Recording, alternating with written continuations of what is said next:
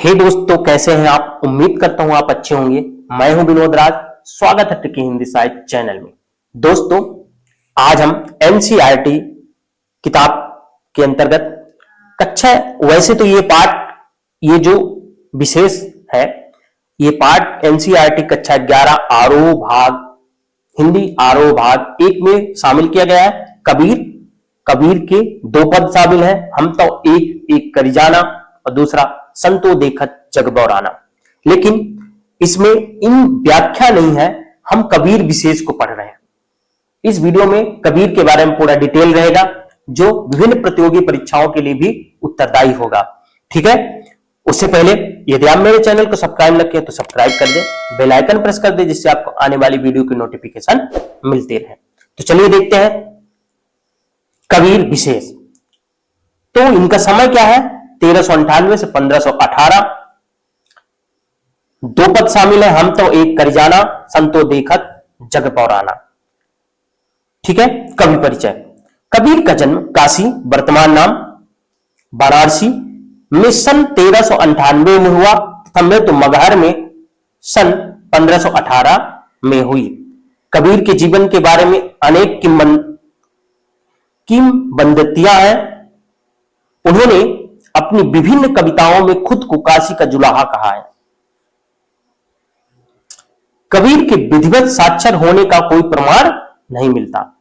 उन्होंने खुद ही लिखा है, मस कागज छुओ नहीं, कलम गही गही हाथ।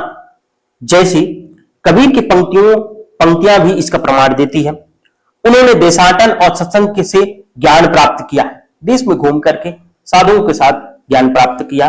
किताबी ज्ञान के स्थान पर आंखों देख सत्य और अनुभव को प्रमुखता दी। उन्होंने खुद ही कहा, तू कहत कागल लेखी, मैं कहत आखन देखी। ठीक है।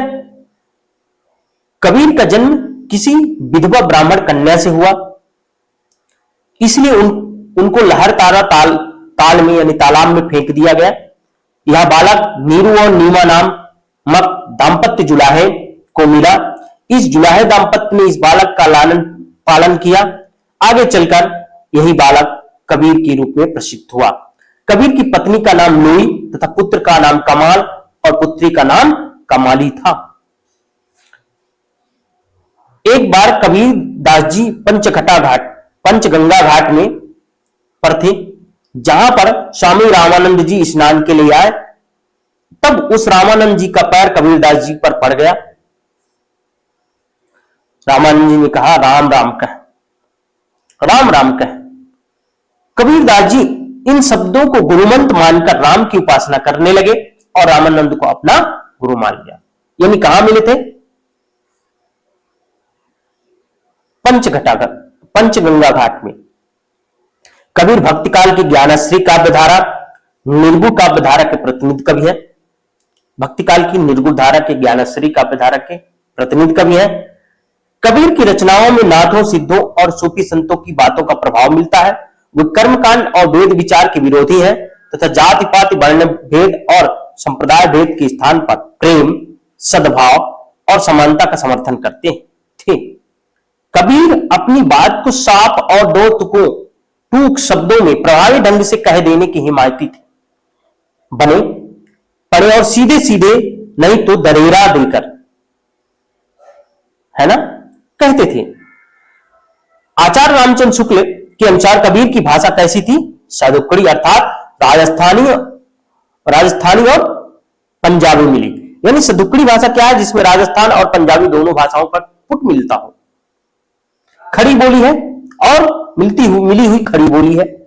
कबीर के शब्द चयन और उनके सुष्ट प्रयोग के कारण हजारी प्रसाद द्विवेदी ने कबीर को वाणी का डिक्टेटर कहा। डिक्टेटर का मतलब तानाशाह कहा है। ठीक है।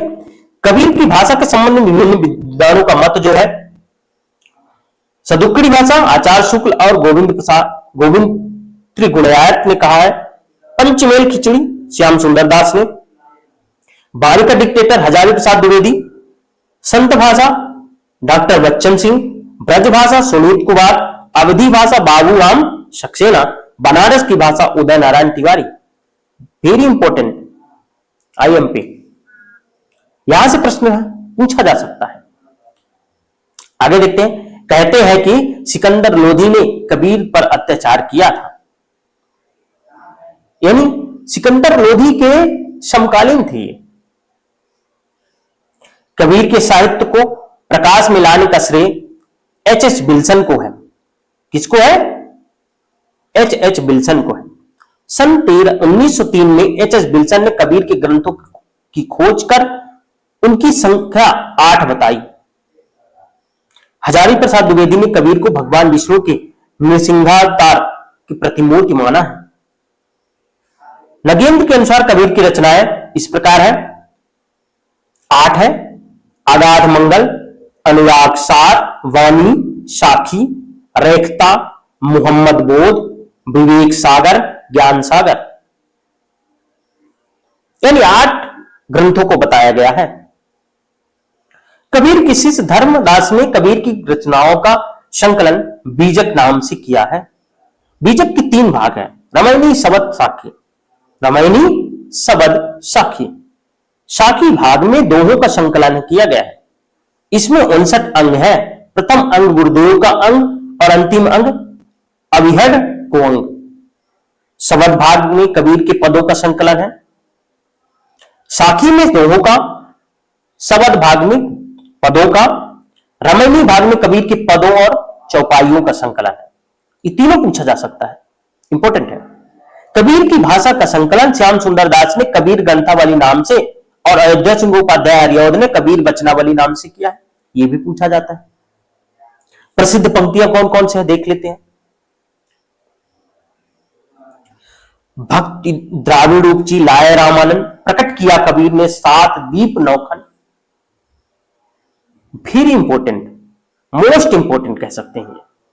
कई बार ये नेट के एग्जाम में भी पूछा जा चुका है।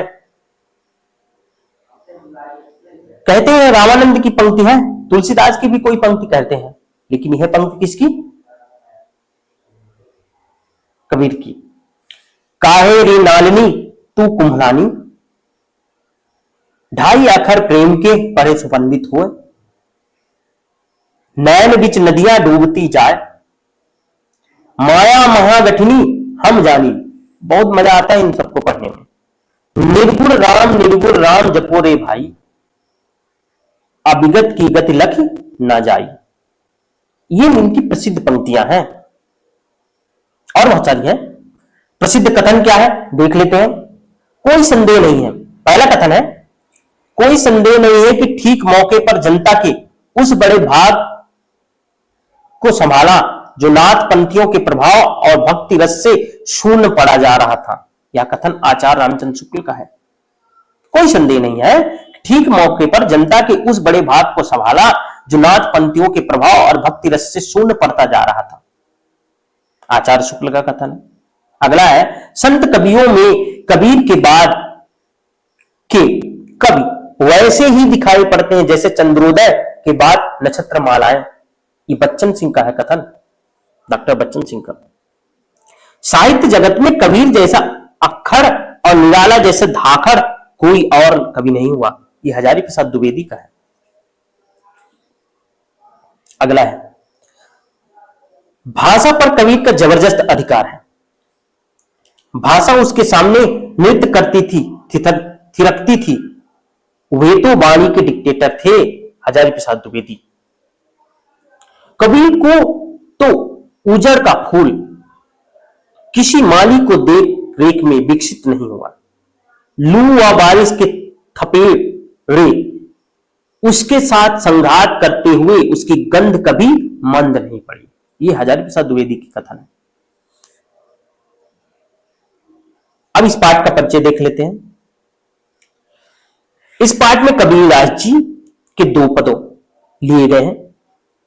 यह पद जयदेव सिंह एवं वासुदेव सिंह द्वारा संकलित संपादित कबीर वाड्यमय खंड 2 शबद से लिए गए हैं। प्रथम पद में कबीर ने परमात्मा को एक ज्योति के रूप में स्वीकारा है जिसकी व्याप्ति कण कण में है। ईश्वर की इसी उपस्थिति को अद्वैत सत्ता के रूप में विभिन्न उदाहरणों द्वारा रचनात्मक अभिव्यक्ति दी है। दूसरे पद में कबीर ने बाह्याडंबरों पर प्रहार किया है। कबीर ने बताया है कि लोग अपनी भीतरी ताकत को न पहचानकर अवास्तविक संसार से रिश्ता बना लेते हैं। तो ये रहा कबीर विशेष में इतना ही। उम्मीद करता हूं आपको अच्छा लगा होगा। यदि अच्छा लगा हो तो लाइक जरूर करिएगा,